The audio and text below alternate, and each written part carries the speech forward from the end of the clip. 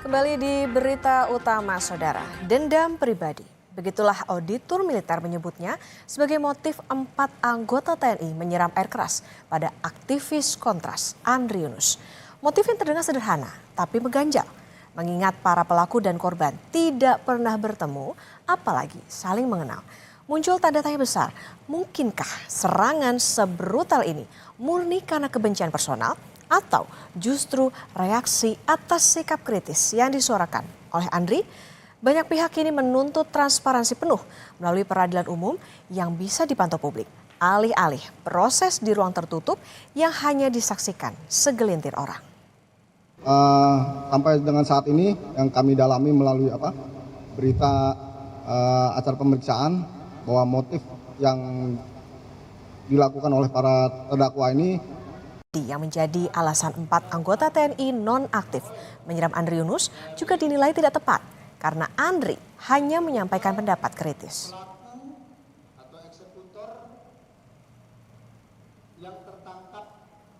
Upaya hanya melokalisir di 4 saja, kemudian juga menutup pintu siapa yang menyuruh. Aktivis Kontras, Andri Yunus.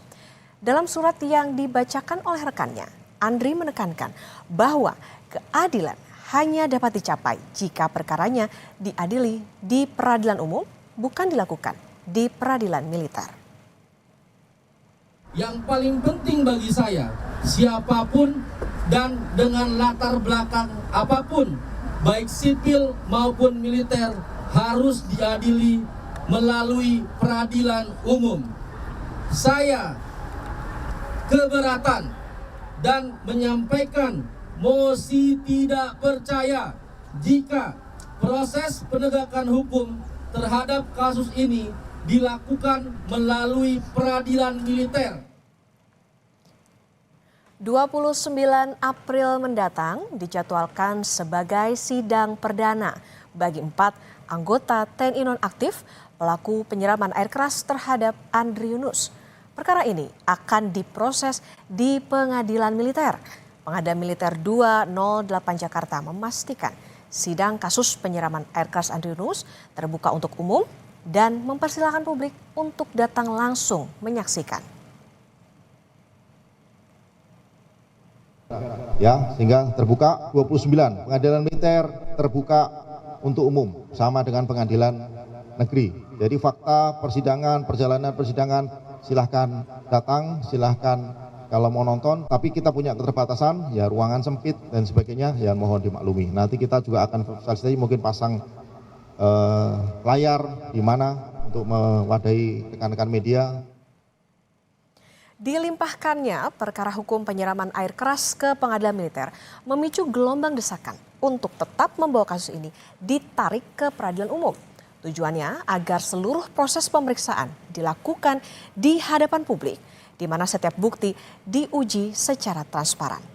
Mengadili para pelaku di pengadilan umum bukan sekedar soal hukuman, melainkan soal menjaga marwah supremasi hukum, di mana tidak ada hak istimewa bagi siapapun yang berbuat pidana.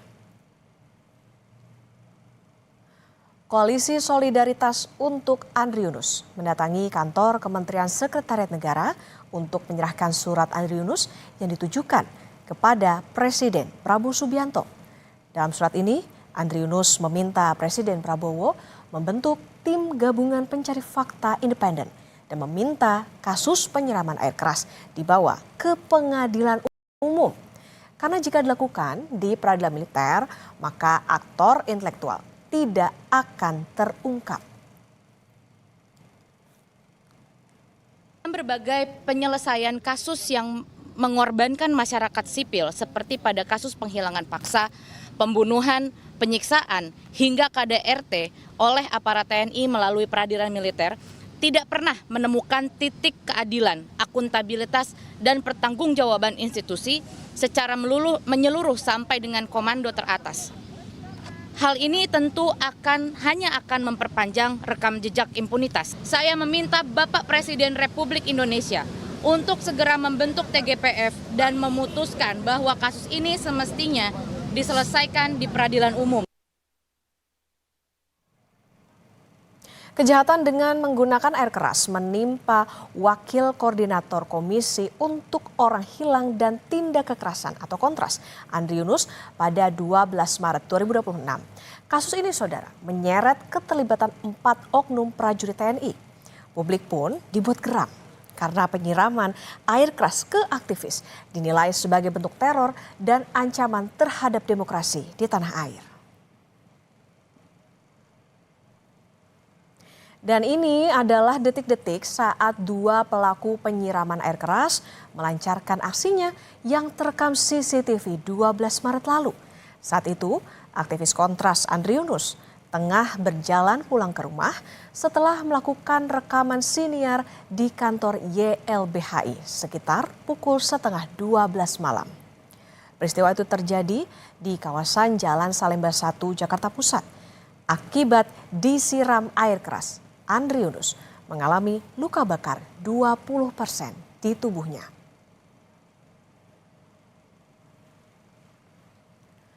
Penyiraman air keras ke aktivis Kontras disinyalir terencana secara sistematis.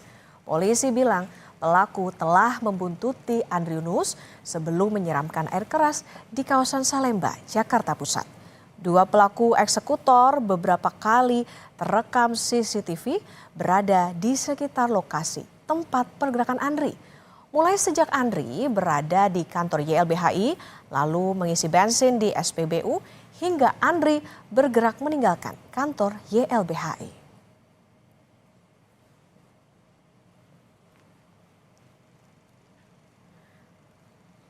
Di tengah proses pemulihannya, aktivis Kontras yang menjadi korban penyiraman air keras menyampaikan pesan dirinya akan tetap kuat.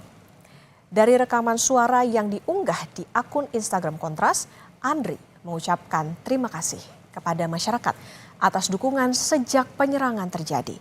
Andri menyebut pelaku penyiraman air keras adalah pihak yang tak bertanggung jawab. Kawan-kawan, terima kasih atas segala bentuk dukungan yang telah diberikan kepada saya untuk menghadapi teror dari orang-orang yang pengecut. Saya akan tetap kuat, akan tetap tegar, tentu dengan segala dukungan penuh dari kawan-kawan sekalian. Aluta continua, panjang umur perjuangan.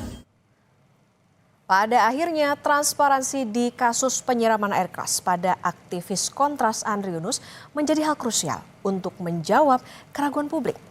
Hal ini penting guna memastikan hukum ditegakkan seadil-adilnya tanpa ada yang ditutupi, demi menjamin rasa aman bagi para pencari keadilan sekaligus mencegah jatuhnya korban di masa depan.